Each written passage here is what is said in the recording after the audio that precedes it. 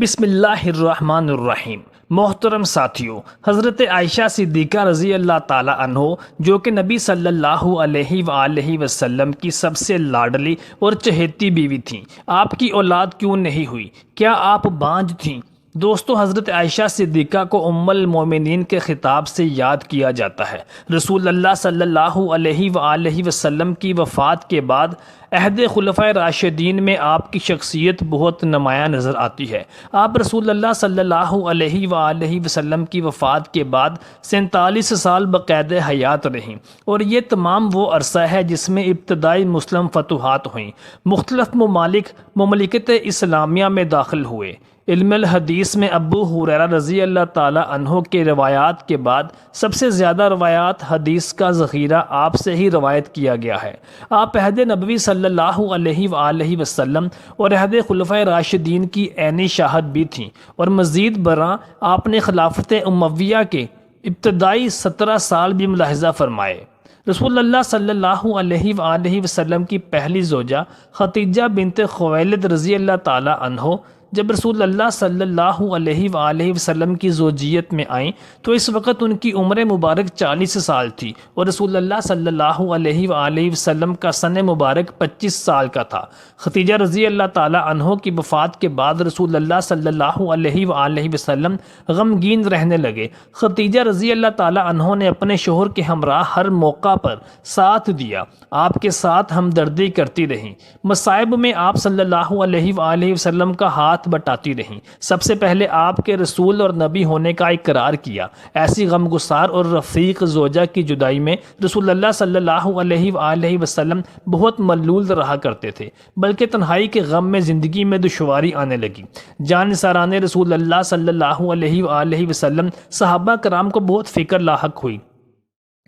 مشہور صحابی عثمان بن مظعون کی زوجہ خولہ رضی اللہ تعالی عنہ بنت حکیم رسول اللہ صلی اللہ علیہ وآلہ وسلم کے پاس آئیں اور عرض کی، یا رسول اللہ صلی اللہ علیہ وآلہ وسلم، آپ دوسرا نکاح کر لیں۔ آپ نے فرمایا، کس سے؟ خولہ رضی اللہ تعالی عنہ کہنے لگیں، بیوہ اور کنواری دونوں طرح کی لڑکیاں موجود ہیں، جس کو آپ صلی اللہ علیہ وآلہ وسلم پسند فرمائیں اسی کے متعلق گفتگو کی جائے۔ فرمایا، وہ کون ہے؟ خولہ رضی اللہ تعالی عنہ نے کہا کہ بیوہ تو سودا بنت زمعہ ہیں، اور کنواری ابو بکر رضی اللہ تعالی عنہ کی بیٹی عائشہ رضی اللہ تعالی عنہ۔ ارشاد ہوا، بہتر ہے تم ان کی نسبت گفتگو کرو۔ خولہ رضی اللہ تعالی عنہ رسول اکرم صلی اللہ علیہ وآلہ وسلم کی مرضی پا کر ابو بکر صدیق رضی اللہ تعالی عنہ کے گھر آئیں اور ان سے تذکرہ کیا۔ دور جاہلیت میں یہ دستور تھا کہ جس طرح سگے بھائیوں کی اولاد سے نکاح زائج نہیں ہوتا، اسی طرح عرب کے اپنے منہ بولے بھائی کی اولاد سے بھی شادی نہیں کیا کرتے تھے۔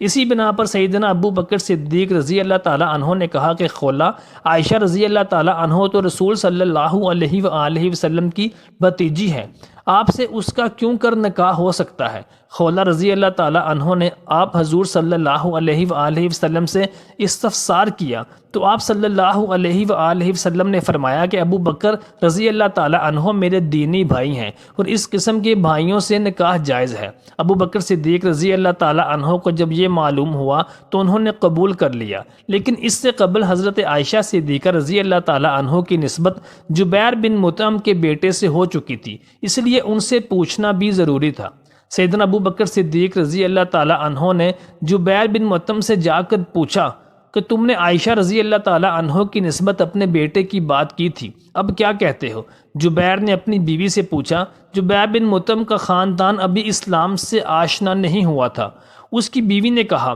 کہ اگر یہ لڑکی عائشہ رضی اللہ تعالی عنہ ہمارے گھر میں آ گئی تو ہمارا بچہ بے دین ہو جائے گا، یعنی بت پرستی کو چھوڑ دے گا، اور ہم کو یہ بات منظور نہیں۔ سیدہ عائشہ صدیقہ رضی اللہ تعالی عنہ نے نبی کریم صلی اللہ علیہ وآلہ وسلم کی وہ واحد بیوی تھی جو کہ کنواری تھی، کیونکہ ان کے علاوہ نبی کریم صلی اللہ علیہ وآلہ وسلم نے جتنی بھی شادیاں اور عقد فرمائے تمام ازواج مطہرات بیوہ تھیں یا طلاق یافتہ تھیں۔ نبی کریم صلی اللہ علیہ وآلہ وسلم کو حضرت عائشہ صدیقہ رضی اللہ تعالی عنہ سے بے پناہ محبت تھی، یہاں تک کہ جب آپ صلی اللہ علیہ وآلہ وسلم وسلم کا آخری وقت آیا تو آپ صلی اللہ علیہ وآلہ وسلم نے حضرت عائشہ صدیقہ رضی اللہ تعالیٰ عنہ کے حجرے کو ہی منتخب فرمایا اور وہیں پر آپ نے وفات بھی پائی، اور حضرت عائشہ صدیقہ رضی اللہ تعالیٰ عنہ کو یہ شرف بھی حاصل ہے کہ وفات کے وقت نبی کریم صلی اللہ علیہ وآلہ وسلم کا مبارک سر آپ کی گود مبارک میں تھا،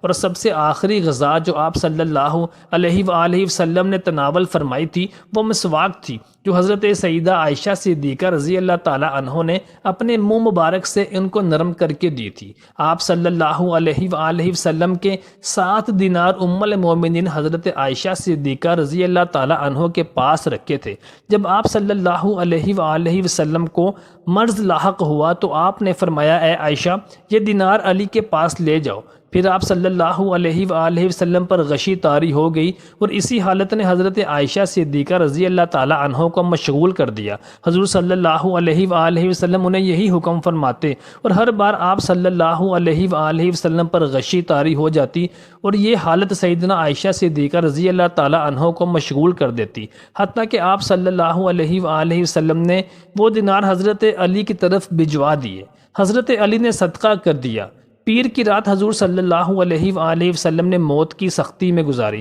اور ام المومنین سیدہ عائشہ صدیقہ نے اپنے آس پاس کی عورتوں میں کسی عورت کی طرف چراغ دے کر بھیجا کہ اپنے گھی کے برتن میں تھوڑا سا گھی ہدیتاً ہمارے چراغ میں ڈال دیجئے، کیونکہ حضور صلی اللہ علیہ وآلہ وسلم عالم نظام ہیں۔ سیدہ عائشہ صدیقہ رضی اللہ تعالیٰ عنہ نبی کریم صلی اللہ علیہ وآلہ وسلم کی رفاقت میں تقریباً 8 سال اور 5 ماہ رہیں، لیکن ان تمام عرصے میں آپ رضی اللہ تعالیٰ عنہ کے ہاں کوئی اولاد نہ ہوئی۔ جب نبی کریم صلی اللہ علیہ وآلہ وسلم کے صاحبزادے سیدنا ابراہیم رضی اللہ تعالیٰ عنہ کی حضرت ماریہ قبطیہ رضی اللہ تعالیٰ عنہ کے بطن اقدس سے پیدائش ہوئی تو آپ صلی اللہ علیہ وآلہ وسلم کی تمام بیویاں رشک کھانے لگیں، اور انہیں یہ بات گراں گزری۔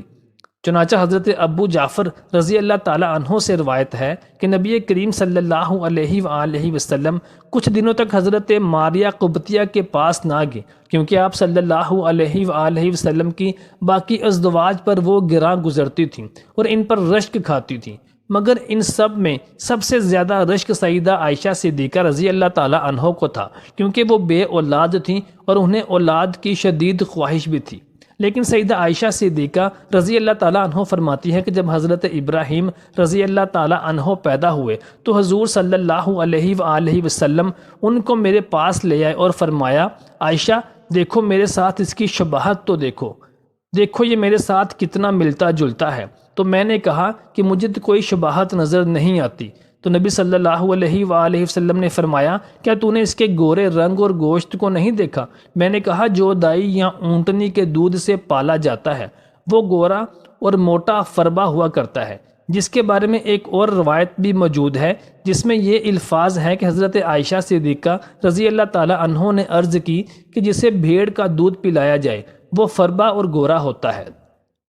ام المومنین حضرت عائشہ صدیقہ رضی اللہ تعالیٰ عنہ نے یہ کیوں فرمایا، جس کے بارے میں محمد بن عمر رحمۃ اللہ علیہ کہتے ہیں کہ رسول اللہ صلی اللہ علیہ وآلہ وسلم کی چند بھیڑ بکریاں تھیں جو حضرت ابراہیم رضی اللہ تعالیٰ عنہ کے لیے ہی مخصوص تھیں، اور ایک اونٹنی کا دودھ بھی انہی کے لیے خاص تھا۔ یہی وجہ تھی کہ ان کا اور ان کی والدہ حضرت ماریہ کا جسم فربا تھا۔ حضرت عائشہ صدیقہ رضی اللہ تعالیٰ عنہ کی کنیت ام عبداللہ تھی، لیکن عبداللہ آپ کی اولاد نہیں تھے بلکہ آپ کے بھانجے تھے، جو کہ حضرت عبداللہ بن زبیر رضی اللہ تعالیٰ عنہ ہیں، جو کہ حضرت اسماء بنت ابو بکر صدیق رضی اللہ تعالیٰ عنہ کے بیٹے تھے۔ جب ان کی ولادت باسعادت ہوئی تو رسول اللہ صلی اللہ علیہ وآلہ وسلم نے ان کے منہ میں اپنا لباب شریف رکھا، اور آپ صلی اللہ علیہ وآلہ وسلم نے ارشاد فرمایا، عائشہ یہ عبداللہ ہے اور تم ام عبداللہ ہو۔ حضرت عائشہ صدیقہ رضی اللہ تعالیٰ عنہ فرماتی ہیں کہ اس کے بعد سے ہمیشہ میری کنیت ام عبداللہ ہی رہی،